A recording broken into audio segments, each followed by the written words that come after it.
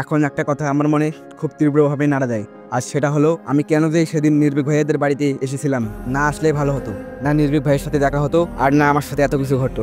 এই 3 বছরে আমি ঠিক কি কি সহ্য করেছি সেটা শুধু আমি জানি। আবার ভাবতে লাগলাম অতীতের কথা। চাচুর বিয়ের সব কাজ শেষ হওয়ার আগেই বাড়ি ফিরে এসেছিলাম। আম্মু আর আমার ছোট বোন শর্মি ফিরে আসার কারণটা ছিল আমার বোন ও বেশি লোকজনের মাঝে থাকতে অভ্যস্ত নয়, আর প্রচণ্ড রকমের জেদি। একবার যেটা বলবে সেটা করতেই হবে, না হলে পুরো বাড়ি চেঁচিয়ে মাথায় তুলে ফেলতে ওর খুব বেশি সময় লাগে না। তাই ওর কথা শুনেই আব্বু আমাদের বাড়ি পাঠিয়ে দিয়েছিল। আমিও খুশি মনে বাড়ি ফিরে এসেছিলাম, ভেবেছিলাম যাক বাঁচা গেল, আর কোনোদিন ওই নির্ভীক নামক রাক্ষসটার সামনে যেতে হবে না। আমি তো আর কখনোই ওই বাড়িতে যাবো না, কিন্তু আমার ধারণাটা যে সম্পূর্ণ ভুল ছিল সেটা জানতাম না আমি। ভাগ্য নামক বস্তুটা যে কখন আমার সহায় হয় না সেটা ভুলে গিয়েছিলাম আমি। খুশি মনে ঘুমিয়ে পড়েছিলাম সেদিন, কিন্তু রাতটা শেষ হওয়ার সাথে সাথেই আমার খুশিও শেষ হয়ে গেল। ঘুম থেকে উঠে হাত মুখ ধুয়ে বাইরে এসে যা দেখলাম তাতে আমার চোখ ছানা ভরা হয়ে গেল। উঠোনে একটা চেয়ার পেতে বসে আছেন নির্ভীক ভাইয়া, আর ওনার সামনে বসে ওনার সাথে কথা বলছে আমার শ্রদ্ধেয় আব্বাজান। আমি হাঁ করে তাকিয়ে আছি। আচ্ছা, নির্ভীক ভাইয়া কি সত্যি এসেছেন নাকি আমি ভুল দেখছি? জানার জন্য নিজের হাতে একটা চিমটি কাটলাম। না, ব্যথা তো পেলাম, তার মানে এটা সত্য। কিন্তু এই 7 সকালে আমাদের বাড়িতে আসার কারণটা কি হতে পারে সেটাও তো বুঝলাম না। আব্বু তো বললো নির্ভীক ভাইয়া আমাদের বাড়িতে আসতে চায় না, তাহলে আজ আসার হঠাৎ কারণটা কি হতে পারে?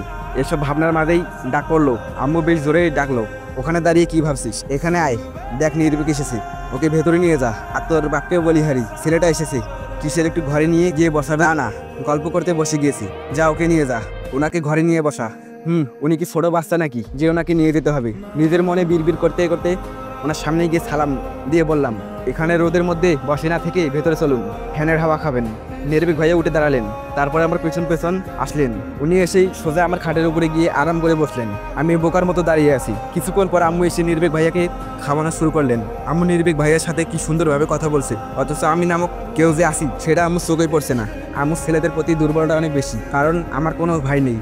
তাই নির্ভীক ভাইয়ের ভাগে যে আমার থেকে কয়েক গুণ বেশি ভালোবাসা জুটবে সেটা খুব ভালোভাবেই বুঝতে পারছি আমি। এই ছেলেটা এসেই আম্মুর ভালোবাসায় ভাগ বসিয়েছে। এরপর না জানে কি কি করবে, আল্লাহ পাকই জানে। আমি শুধু চেয়ে আছি, দেখছি আম্মু নির্ভীককে পুরো জামাই আদর করছে, আর উনি দাঁত কেলিয়ে হাসছেন। উফ, অসহ্যকর। কলেজে এসে ক্লাসরুমে বসে আছি আমি। মারুফা এসেছে, কিন্তু দুর্ভাগ্যবশত আমাদের সাবজেক্ট আলাদা, তাই আর দেখা হয়নি। কিছুক্ষণ পর নীলা চলে এলো। ক্লাস শুরু হওয়ার 15 মিনিট আগে নীলা বলল, চল না একটু বাইরে থেকে হেঁটে আসি, কিছুক্ষণ পর তো ক্লাসে আটকে যাবো, 3 ঘন্টার আগে আর বের হতে পারবো না। ওর কথা অনুযায়ী ঘোরাঘুরি করার জন্য বাইরে এলাম। ক্লাসরুমে বসে থাকতে একদম ভালো লাগছিল না, আর একবার ক্লাস শুরু হলে বের হওয়া স্কোপই নেই। তাই চলে এলাম বাইরে এসেই মারুফার সাথে দেখা হয়ে গেল। 3 জন মিলে ক্যাম্পাসের মধ্যে হাঁটাহাঁটি করছি, ঠিকঠাকই চলছিল, কিন্তু মাঝ থেকে হুট করেই নীলা বলে উঠলো, ওয়াও, ছেলেটা কত সুইট। দোস্ত, আমি তো ক্রাশ খাইছি। নীলের কথা শুনে তেমন কোনো হিলদোল হলো না আমার, কারণ ক্রাশ খাওয়াটা ওর জন্মগত অভ্যাস হয়ে বলা চলে। যখন তখন যা তার উপর ক্রাশ খায় এই মেয়ে, তাই বিষয়টাতে তেমন ভ্রুক্ষেপ করলাম না। কিন্তু কিছুক্ষণ পর মারুফাও বললো, এত সুন্দর কোনো ছেলে হয় নাকি? দোস্ত, আমার তো মনে হচ্ছে আমিও ক্রাশ খাইছি। এবার আমি অবাক না হয়ে পারলাম না। মারুফার মতো মেয়ে কারোর ওপর ক্রাশ, যে নাকি ক্রাশ নামক বাস থেকে সবসময় দূরত্ব বজিয়ে চলে, সেই আজ কারোর ওপর ক্রাশ। এবার তো ছেলেটাকে দেখতে হচ্ছে। মারুফা তো এই ক্রাশ রোগ ছিল না, তার মানে নিশ্চয়ই ছেলেটা কি মারাত্মক রকমের সুন্দর নাকি? ছেলেটাকে দেখার জন্য নীলা আর মারুফার দৃষ্টি অনুসরণ করে সামনের দিকে তাকালাম। যাকে দেখলাম তাকে দেখে আমার চোখ কপালে উঠে গেল।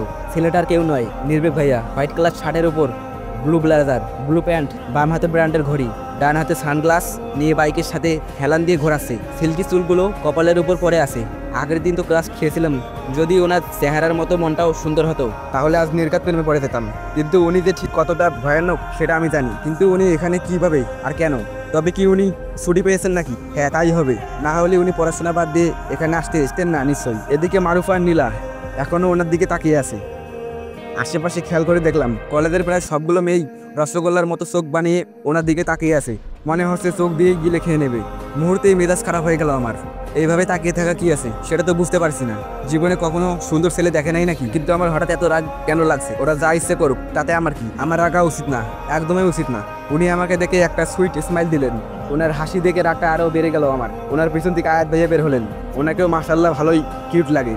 ক্লাস টাইম হওয়ায় সবাই ক্লাসে চলে গেল।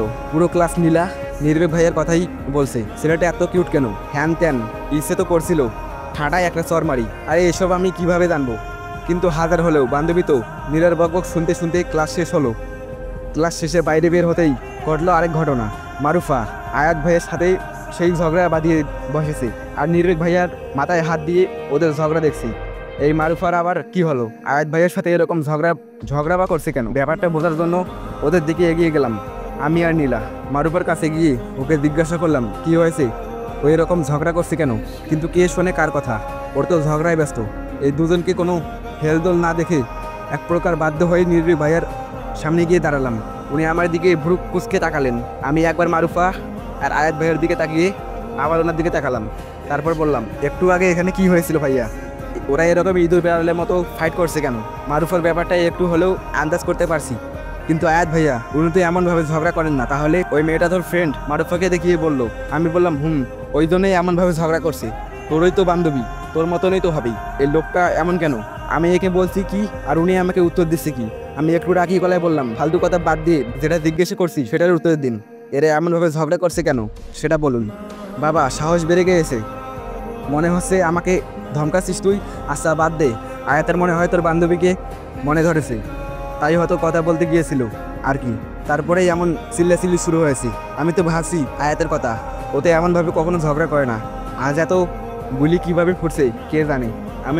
আমি ওনাকে কিছু বলতেই যাচ্ছিলাম, তার আগে পেছন থেকে মারুফা এসে বললো, দোস্ত এই ছেলেটাকে একটা শিক্ষা দিত, সেই কখন থেকে আমার পেছনে পড়ে আছে, একে বুঝিয়ে দে। একে বুঝিয়েও তো কোনো লাভ হচ্ছে না, বিরক্তকর গলায় বললো। আয়াত ভাইয়া দাঁত কেলিয়ে বললেন, আরে ক্যাডবেরি শর্মি, আমি কিছু বলবে না, ও তো আমার সাইডে, তাই আমাকে সাপোর্ট করবে, তাই না আপু? তুমি বরং নিজের কথা ভাবো। ওরে বাপরে, এ তো দেখি সুপার ফাস্ট, এর মধ্যে নিকনেমও দিয়ে ফেলেছে। আমি আয়াত ভাইয়ের দিকে চোখ ছোট ছোট করে তাকালাম। আমার এরকমভাবে তাকানো দেখে আয়াত ভাইয়া অনুনয়ের দৃষ্টিতে তাকালেন, হয়তো বোঝাতে চাইছে, প্লিজ আপুটা ভালো, তোমার বান্ধবীটাকে একটু বোঝাও না।